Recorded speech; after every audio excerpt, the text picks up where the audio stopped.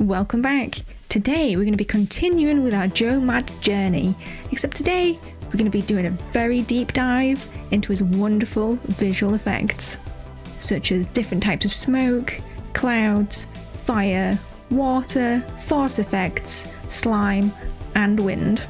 So strap on in, grab your sketchbook, and let's have a truly deep dive. Smoke. In this section, we're going to be talking about a boatload of different ways to draw smoke. And before somebody in the comments comes at me, yes, one of these examples is probably steam, but just to keep it simple, it acts the same, it looks the same, so I'm just going to call it smoke. Swirly smoke. First up on our smoke list is the most Joe Mad-esque smoke that I've aptly named Swirly Smoke.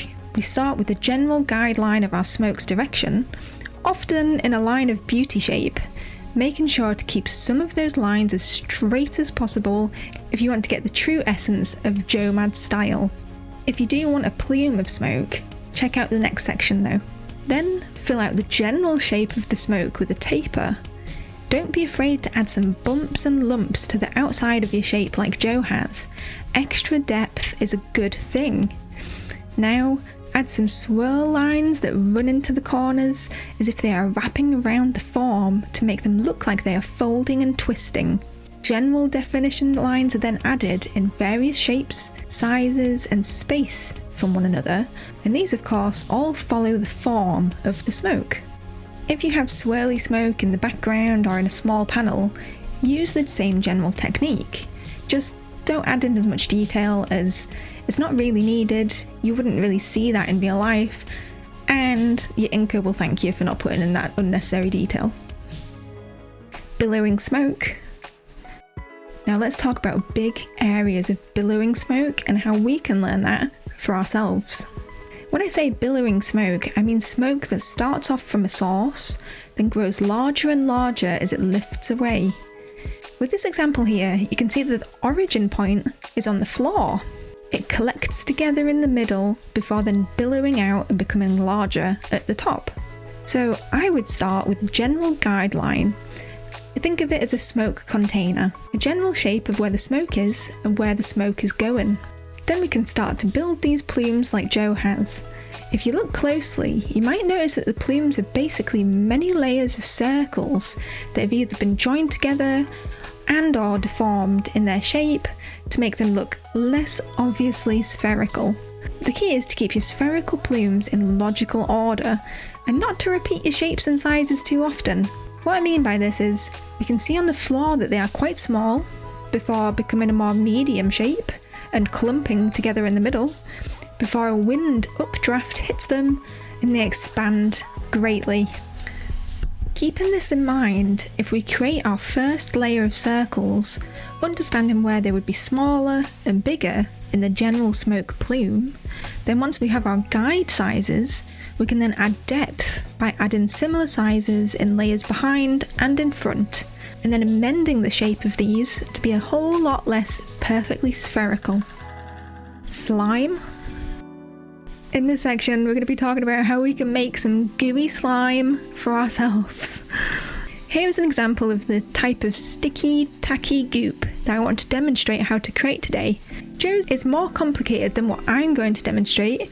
He has some swirls and holes, but I'm going to try and capture the general essence of this, as it is much easier than it looks. If we look, we can see there are attachment points, both on Dante himself and to the new human cocoon. When goop like this stretches, it creates a taper in the middle, because it is pulling the form and using its energy to attach at both sides. So for us to begin this today, I'm going to simplify it all the way down to the beginning and then build it up step by step. And it's particularly useful if you're a Spider-Man fan, because this could be used as a web. To begin, let's create a pile of straight lines. I want to make sure that some are on top, some are below, some are on top and then below some others. And of course, to keep different lengths. Some lines can attach to other lines in a Y shape, rather than straight from one source to another, just to help mix it up. Key is to create some overlap, and of course, not to be too repetitive with similar looking lines. make sure you don't fill the area completely with lines, as we would still want some areas of pure black to make this effect work. Now what I'm going to do is use these as a guide. I'm going to create a taper on each of them to make sure that we get that nice stretch in the middle. Now we have a pile of lines. I'm going to choose some of those areas and fill it with black. This way, it helps to give us some more depth. Again, you don't have to be too precious about this. It can be a bit random. I'm now going to add some line weight in, and for example, if the light is coming from above, every side of the string where it is not facing the light, I will make it that bit thicker. Now for the super cool depth trick. When a string overlaps, it creates a tiny shadow underneath the bottom string, right at that overlap point. The further down in the string layers, this shadow will become longer because it is further into darkness and further away from the light source. Now if you want to make it fancy, you can add in some holes and swirls like Joe does. Make sure to keep in mind that they are not flat and have depth detail like he adds. Fire. One of the biggest surprises for me so far in this entire video series is the difference between pencils and colour specifically for fire. The pencils are, and I say this hesitantly with love and respect, simple. And that's only when you compare it to Marta, who absolutely knocks it out of the park with the colouring. It is amazing. So much of this credit to this section actually goes to him. Big fires. When we all think of fire, we think of a tiny blob with a pinch at the top, right? Well, that is a tiny fire in its most natural, unassuming and motionless state. However, fire is very rarely motionless because it likes to play follow the leader. Except, it's always a few steps behind. This slow speed and following then in turn makes the fire blobs we know turn more into streams due to the force applied. And sometimes when the attachment is broken, you get little pockets of no fire or torn off wisps, which is important to add to the realism. So if we're going to draw fire, we need to not think too repetitively. If we take simple steps to break down Joe's detailed fire, the first step would be to figure out the direction the fire is flowing in. And this flowing shape quite often uses big, swooping lines of beauty. Now that we have the general outline understood, Joe adheres to one of the other rules. Always consider depth. He builds layers of fire which swirl and interact with each other. If you're struggling to draw this, focus on the main layer first, then work in layers behind and on top to create a bit more of a logical plan to it. Next up, we need to add some of those little pockets of no fire. And remember, these holes aren't just flat 2D circles. They are and should have a bit of dimension and definition like Joe's do. To finish off the guide, add in some finishing touches, a few strings of fire that are more or less independent to your main body of fire. These, for example, can be wisps that have come away from the main body. And with these, you want to remember that fire likes a source to keep alive. So these little wispy guys will get smaller and smaller if they aren't grouped or attached to the source. Little flames. Now that we understand the big principles of big fire, let's go over the little principles of little fires. The first example I have is this one of Dante's eyes from issue 2. We can see from what we know now that it is likely that he moved forward slightly, and that made these little fires have these wonderful, wispy little lines of motion to them. We can also see that he added layers of fire in these areas. The difference between this and the previous example of a large fire area is that because of its much smaller size, you're less likely to get holes and more likely to get little offshoots and wisps. He also emphasises the line of beauty shape, making them a bit more dramatic. In this second example, I want to show you that fire doesn't always need to end strictly with a wisp. Here we can see that more bulbous shape and a string attached to his hand. This indicates to me that he moved his hand down and the fire is in motion. In this third example, The part that I want to point out to you is that fire doesn't just sit on the surface of the object that is on fire. Here we can see that Joe shows this with a small fire aura around the hands, as they are the source of the fire. Fireballs. Now let's talk about those great balls of fire. I've always wanted to be able to say that. This is surprisingly going to be a much shorter section, as there are only 2 panels to discuss. Here we can see a fireball hurtling towards Lash. How we would go about creating this for ourselves is start by creating a cylinder in perspective, and this will be the overall base of our fireball. Then, just like before, we can see that Joe kept in mind the motion of the flame. So we can see he added offshoots. But keep in mind, the faster the flame moves, the more narrow the general flame and the little wisps of fire will become. So those big sweeping lines of beauty we were seeing before are now tiny and much more flat in general because of the force. Inside the ball itself, Joe added some stretching holes. However, Marta didn't add too much definition to these and opted instead to focus on the core when colouring. Either option is good, and there is no wrong option here. In this next panel, we can see that the fireball has actually made contact, and with Newton's third law, that tells us every action must have an equal and opposite reaction. So that fireball is now splitting off into different directions and giving us lots of depth. What is interesting about this panel is that the spinning of the fireballs was actually added in by Marta, not Joe. So if I personally was to pencil a similar type of fireball, I'd keep in mind some of that definition that Marta has added here. Depth to the layers of twisting flames which vary in size and width. Very cool indeed. Small panel flames. Now, before you go around creating wonderfully detailed fire in absolutely every panel, I want to mention that this all can be simplified and toned right down if you have a smaller panel. So let's dig in. If we look at this panel in full colour, you may well be thinking, oh heck, that is still a lot of detail, and what is Pancake getting me into? However, as Marta once again worked his magic and made these flames awesome, let's take his colouring away and look just at the pencils. If you're like me, you might be thinking that's quite a sigh of relief. These pencils don't look too complicated to learn from after all.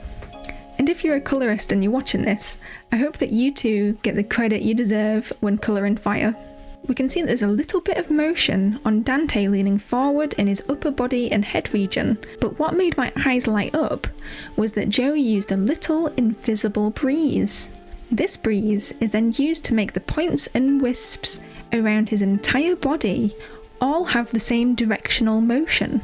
This is done to keep the fire contained to a small part of the panel, and to guide us to his face and hands, which I think is very cool too.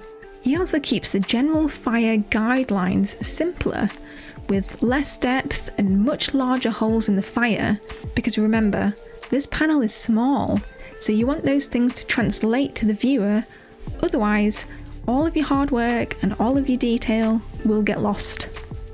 Background fires. What if you had such a tiny panel where there was a fire, but it wasn't the focus? Let's have a look. These 2 examples stand out to me as wonderful use of composition and lighting to tell a story, but it's the way that the fire is portrayed in them that stands out to me. The fire in the background of this first one, I think, is a wonderful tool. Do you see how it's used to frame the 2 figures, Lash and Queen Medusa? It adds background space while still being relevant to the story and being unassuming and not taken over. I noticed that he threw the previous depth rules out the window in terms of the fire itself and instead created depth with tiny bits of fire particles over the silhouettes themselves and used more of the environment. Very cool. The second example I absolutely love. I love the decision to add the fire element completely to the silhouette and even add in the negative space for Gabriella's glasses. Such a bold move that I would never have thought of. Force powers. I don't really have a better title for this section, admittedly, but we're going to be exploring different types of force powers, whether they're visible or not. It's probably better if I just show you, so let's dive in. The first example I have is Lash's powers. In a nutshell, he consumes energy nearby and then is then able to weaponize it into a pretty cool laser beam. What I love is the way he used perspective on spiky circles at the source of the energy starting. He uses multiple circles, getting progressively bigger until they start tearing apart like we saw in our fire section. As for Lash's force beam tunnel, it's pretty simple. Probably the most simple part of this whole tutorial, in fact. As long as you keep in mind perspective, it's basically a rectangle at its heart, with some wonderful bumps for lumps and a little bit of depth along the edges. The impact is where it gets a little bit spicy though. Here we can see this force whacking Queen Medusa right in the hair. That's right in the hair, in case you haven't actually read the issues yet, but you should, because they're awesome. All of that energy, all of that force can't just stop, as we know. So looking at Joe's pencils, I would start by imagining that there is a dome shape at the impact site, as that would give me a good reference for where that energy will be going. We also have to keep in mind perspective. Imagine that these shards are 2D in a 3D world. If they're facing us, they look bigger and smaller if they are rotated on their side. Add in some layers of broken shard energy behind and in front, and the occasional hole from the energy stretching, all the while keeping in mind Joe's use of angular line work. Force Stomp. Now we're going to be taking a quick look at how to create an awesome stomp effect. This is one of the easiest effects to pick up today, despite it looking so cool. To start this type of effect, I would create a guide floor line as to where my stomp lines would be originating from. The important thing to keep in mind is that these need to be in the correct perspective. So if you have two stomp lines like this, for example, they need to be closer together at the energy source, which is the foot. Then from that line, we can begin adding our spikes. Starting from the line closest to us, we can see that they are on a slight angle to the left, which is important to note as it helps make it a lot more dynamic. Keeping your spikes in perspective too, keeping them smaller, away from the viewer, getting progressively bigger in overall shape. Keep in mind to mix the little peaks on the spikes themselves, so that they are different to one another. Then repeat this on the other side, but with the opposite angle direction. One very cool aspect about this panel is that he uses these stomp spikes to both frame the panel and to create a line of direction for the viewer to look. Force colours. These next two panels are an ode to Marta, how he took the assignment given to him, ran with it, and made it absolutely awesome. In these two panels, we can see that there is some sort of force occurring, and in one panel, the storytelling is saying it's more than likely this character is creating that. However, if we look at the colours, we can see how Marta took that hint and used colour to make it look way more obvious. This little hint of colour absolutely wowed me when I compared it to the pencils. It's super simple and super effective. Water. No need to get your swimsuits on. We'll be keeping dry for this section while we talk about all the different ways that you can draw water in Inhuman. Water ripples. On this page there are a few panels, and in each one there's little different aspects that we can learn from. Let's go through in panel order. In panel 1, if we compare the colours and the pencils together, we can see just how much rendering Joe did to accentuate those water ripples. I love how he used a large area of no water ripples, which flows into a break surrounding Dante's face, as if it is clearing a path. This is a wonderfully subtle way to guide the eye. To understand these ripples and create them for ourselves, you first have to be pretty good at understanding how to draw rings in perspective. I would start by creating the ring around the neck, and notice how the rendered ring actually starts from behind his head to give that extra sense of depth. Keeping in mind perspective, we create a few more rings as if we are placing them on top of the water. Do you notice how Joe's circles have bumps and sharp points? That's because water is a force itself. So if there is a sharp point like here, there will be an opposite reaction in the ripple next to it, which I think is an awesome touch. You can keep it simple though, and use the curves and points like he has on this section if you don't want to go quite that in depth. When the water flattens out, make sure to add in some progressively smaller render shapes to mix it up like he has here. Bubbles. Next up, let's create some easy peasy bubbles. As we can see here, there are two distinct types of bubbles. Those that sit on top of the water and those that are bubbling away underneath. The ones on top are very easy. Mix bubbles with the bottom chopped off with some smaller, full bubbles. As for the bubbles underneath the surface, make their shape a bit more fluid, less perfectly spherical. Group them together in varying shapes and sizes, and you have lots of bubbly goodness. If you're struggling with randomness, remember the rule of 3. 1 big, 1 medium, 1 small, and group them together. Rapid water. Now let's get onto some rapidly moving water with this panel of Captain America. Unfortunately, I don't have the pencils for this page, so we're just going to have to figure it out with just the colours. When I look at this, I can see quite a few things in common. The water is all going in the same direction, at relatively the same angle. There aren't any wave points that are extreme. They are all within a relatively normal size of one another. I find it interesting that the highest point of the water is at the contact of the boat's front. There are also often groups of 3 points together in a big, medium and small fashion. And there are obviously lots of spray. So with that in mind, I would create a guideline, a bottom point where my water would be, and then a top line where the highest wave points would be. With these 2 lines, I now have a box where I can contain my waves. Then you would choose an angle, a direction of where the force is, and create a first layer of waves that are a bit random in size and grouping. Add in another layer in front, add in some splatter on top of everything, and I think that would work pretty well. Wind. We have briefly touched on wind so far, but it's always been an invisible force. Let's have a look at how we can make some visual wind in a very cute manner. There are 2 panels of visible wind in his 3-issue run, and the wind is heckin' cute. I unfortunately only have pencils for one of the panels, but we will still be able to figure out some learning regardless. To create this, it would be very similar to the way we created Lash's force beam earlier in the video. We create a tube in perspective with the beginning point being the source and the end point being the widest.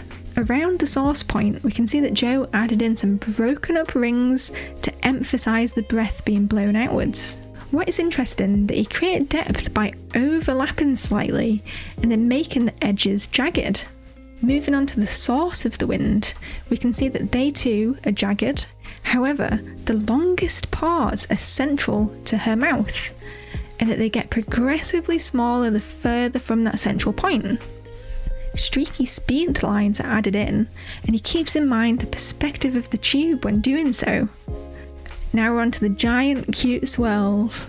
They are slightly tilted, so we can see a little bit more of the top than if they were fully just side on. If you're not confident in drawing swirls on a tilt, you could start by drawing a cube first to give you a guideline box so you can easily understand your planes. Green cloud. In this section, we're going to be exploring everything to do with the inhuman green cloud, from when it's hunting down its prey to when it's completely enveloping them and turning them into new humans. This is the very first panel that made me completely stop in my tracks and think, holy tendrils, this is awesome. So let's break it down and learn how he could have gone about making it. Let's start by comparing the pencils and the finished artwork to see who added what, and how we might learn different things. The first thing I noticed is that the pencils are incredibly tight and precise, which I personally massively appreciate, as that helps us learn so much. To begin learning this, I think we would start out by creating the outline of where our cloud tendrils would be coming from and where they would be going. We can see that Joe uses perspective in this panel, almost as if the viewer is at the centre point of the cloud. The reason I think this is that the cloud appears much thicker at the bottom and then progressively becomes smaller and more tendril-like towards the top as it goes towards poor Christian. Now that we have an idea of where the tendril would go, we can see how Joe used lines around the form of the cloud to give it definition, and layered these on top of one another. There isn't a necessary pattern to this, but we can see similar shapes that he uses to mix them up and not be too repetitive. For the tendril shapes themselves, you'll notice he uses harshly angled lines of beauty, which are used as a composition tool to lead our eye to the character front and centre. In these tendrils, he creates a 3D effect, whereby on the corners he creates an underneath plane, or has the line ending in a sharp corner to give the enveloping effect. As for the line work on the tendrils themselves, you'll see that they are in true Joe style, very angular with minimal curves. I think he does this to differentiate them from usual Smoke and to make them look a lot more devious. The last part of these hunting tendrils I want to point out is that they have little grabber claws on the end. I thought this was a really wonderful touch. It makes them feel very sinister indeed. Enveloping Smoke. Now that we've learned about the tendrils and when they're hunting, let's see what happens when they've found their poor prey. When I first picked this panel to talk about it, I was initially thinking, how in the heck can I find a means and a way of understanding this? But then I noticed one thing. This cloud is being whisked and pushed. A wind force is creating a direction. You can see at the bottom of this panel there is lots and lots of lines in one direction. Well, these lines, if we go off the panel, would form a big old swirl from the bottom to the top, as if it is about to pounce on poor old Christian. We can see that the swirls are detailed in and are all curving and swooping in the same clockwise direction, as if it is being pushed by the same wind. So, if we wanted to create something similar, I would use a guideline of a big swirl with it ending on top of the character, and then layer smaller clouds at the bottom with bigger ones at the top as a compositional tool, showing that the overall cloud is dominating over the character. Then use everything we've learned so far about tendrils, angular line work, 3D enveloping lines, and always remember to consider adding depth by different layers of clouds. Whew, and that's all I have for you today. I know I have had an absolute blast researching this video, so I hope that you've had a good time and learned some things. If you've got to this point, thank you so much for continuing watching. I really do truly appreciate it. If you have any feedback on these videos, if there's something that you've learned that I should know about, let me know in the comments down below. And until next time, keep on sketching.